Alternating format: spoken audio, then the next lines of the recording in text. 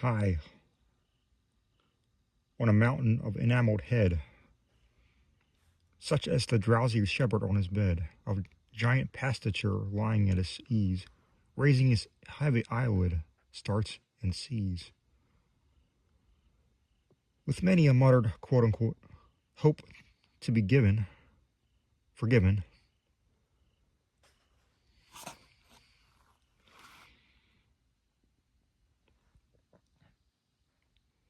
with time the moon is quadrated in heaven, of rosy head that towered far away into the sunlight ether caught the ray of sunken suns at eve, at noon of night, while the moon danced with the fair stranger light.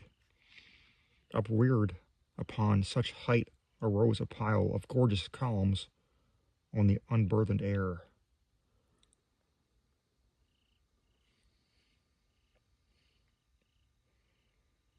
Flashing from Parian marble that twin smile, far down upon the wave that sparkled there, and nursled the young mountain in its lair.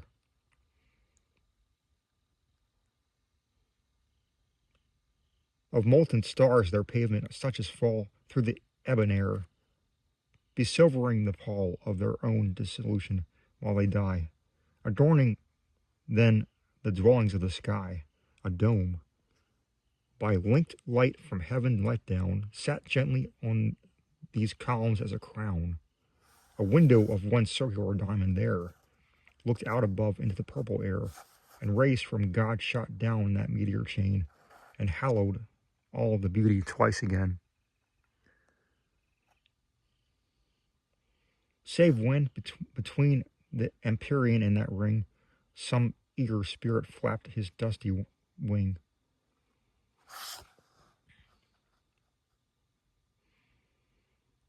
But on the pillars seraph eyes have seen the dimness of this world, that grayish green, that nature loves best for beauty's grave, lurked in each cornice round each architrave, and every sepulchred cherub thereabout, that from his marble dwelling peered out, seemed earthly in the shadow of his niche. Achaean statues in a world so rich, friezes from Tadmor and Persepolis, from Baalbek and the stilly clear abyss of beautiful Gomorrah. Oh, the wave is now upon thee, but too late to save. Sound loves to revel in a summer's night, witness the murmur of the gray twilight that stole upon the ear.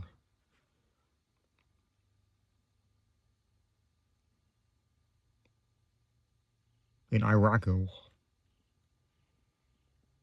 of many a wild stargazer long ago, that stealeth ever on the ear of him who, musing, gazeth upon the distant dim, and who sees the darkness coming as a cloud. Is not its form, its voice most palpable and loud? But what is this? It cometh, and it brings a music with it. 'Tis the rush of wings, a pause, then a sweeping fall string.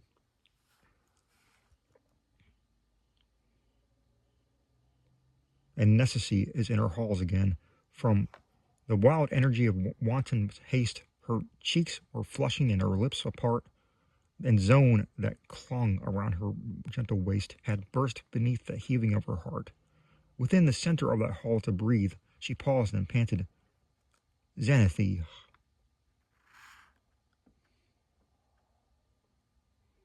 All beneath the fairy light that kissed her golden hair, and longed to rest you yet could but sparkle there. Young flowers were whispering in melody to happy flowers that night, and tree to tree. Fountains were gushing music as they fell, in many a starlit grove or moonlit dell. Yet silence came upon material things, fair flowers, beautiful bright waterfalls, and angel wings, and sound alone that from the spirit sprang, bore a burden to the charm the music the maiden sang. 'Neath bluebell or streamer, or tuft wild spray that keeps from the dreamer the moonbeam away. Bright beings that ponder with half-closing eyes on stars, which your wonder hath drawn from the skies, till they glance through the shade and come down your brow, like eyes of the maiden who calls on you now. Arise from your dreaming in violent bowers, to duty beseeming these star-lightened hours, and shake from your tresses, remember, encumbered with dew, the breath of those kisses that cumber them too. Oh, how without you, love, could angels be blessed, those kisses of true love that lulled ye to rest. Up, shake with your wing each hindering thing, the dew of the night it would weigh down your flight, and true love caresses, oh, leave them apart, they are light on the tresses, but lead on the heart. Ligeia, my beautiful one, whose harshest idea will to melody run, oh, is it thy will on the breezes to toss, or capriciously still, like the lone albatross, incumbent on night, as she on air, to keep watch with delight on the harmony there? Ligeia, wherever thy image may be, no magic shall sever thy music from thee. Thou hast bound many eyes in a dreamy sleep, but the strains will still rise which thy vigilance keep. The sound of the rain which leaps down to the flower and dances again in the rhythm of the shower. The murmur that springs from the growing of the grass, and the music of things but are modeled, alas. Away then, my dearest, oh, hie thee away, to springs that lie clearest beneath the moon ray. To lone lake that smiles in the dream of deep rest, at the many star isle that enjewel its breast, where wild flowers creeping have mingled their shade, on its margin is sleeping full many a maid. Some have left the cool glade and have slept with the bee. Arouse them, my maiden, on moorland or lea. Go, breathe on their slumber all softly and near, the musical number they slumbered to hear. For what can awaken an angel so soon, whose sleep has been taken beneath the cold moon? As the spell which no slumber of butchery may test, the rhythmical number which lulled him to rest? Spirits in wing and angels to the view, a thousand seraphs burst the empyrean through. Young dreams still hovering on their drowsy flight, seraphs in all but knowledge, the keen light that fell refracted from though thy bounds afar. O death from eye of God upon that star. Sweet was that error, sweeter still that death.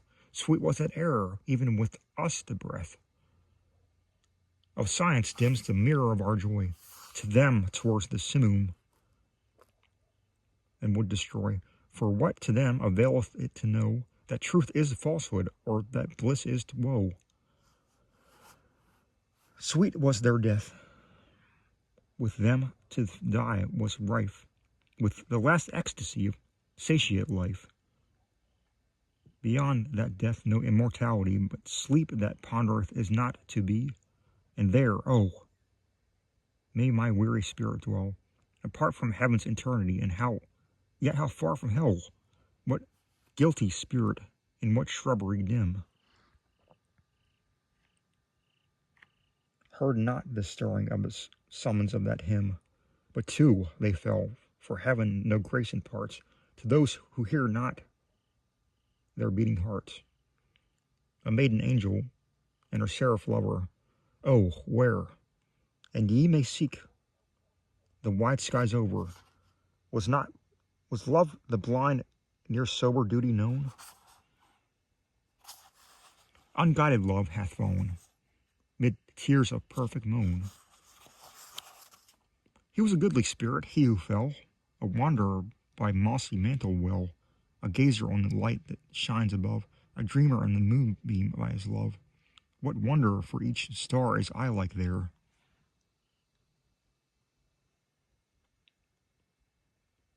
And looks so sweetly down on beauty's hair. And they, in every mossy spring, were holy to their love-haunted heart and melancholy. The night had found to him a night of woe. Upon a mountain crag, young Angelo, beetling it, bends athwart the solemn sky, and scowls on starry worlds that down beneath it lie. And here sat he with his love, his dark eye bent with eagle gaze up along the firmament. Now turn it upon her, but ever then it trembled to the orb of earth again. Ianthe,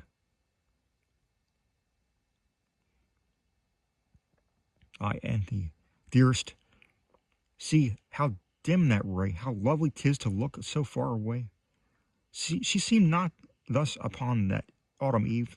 I left her gorgeous halls, nor mourned to leave. That eve I should remember well, the sun ray dropped in Lemnos with a spell on the arabesque carving of a gilded hall, wherein I sat, and on the draperied wall. And on my eyelids, oh, the heavy light, how drowsily it weighed them into night. On flowers, before in mist and love they ran with Persian Sadi in his Gulistan. But oh, that night I slumbered death all the while, stole over my sentences in that lovely isle, so softly that no single silken hair awoke that slept or knew that he was there.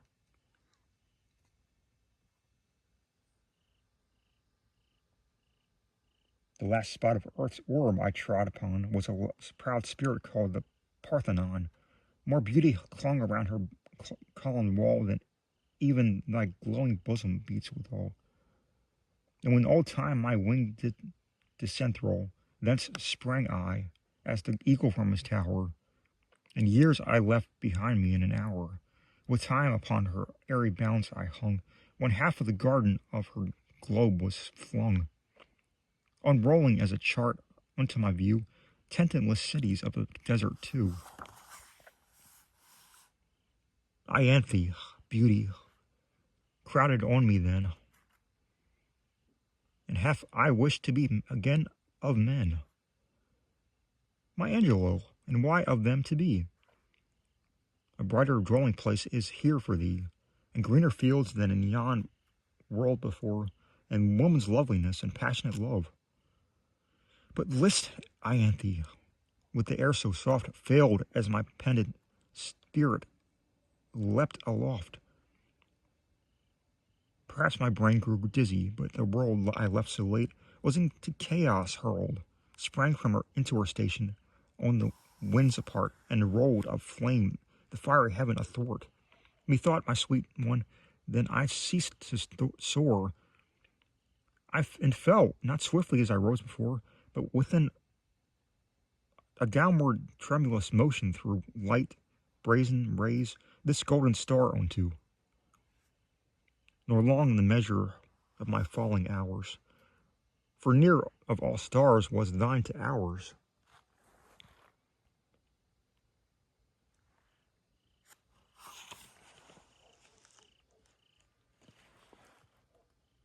Dread star that came amid a night of mirth, a red dandelion on the timid earth.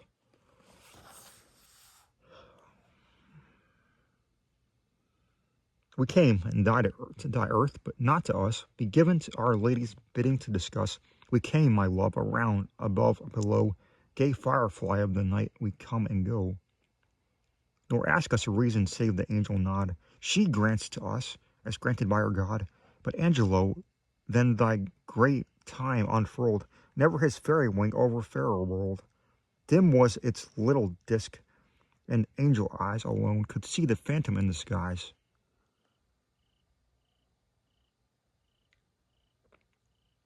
When first out Aaraaf knew her course to be headlong thitherward o'er the starry sea, But when its glory swelled upon the sky, as glowing beauties bust beneath man's eye, we paused before the heritage of men, and thy star trembled, as doth beauty then.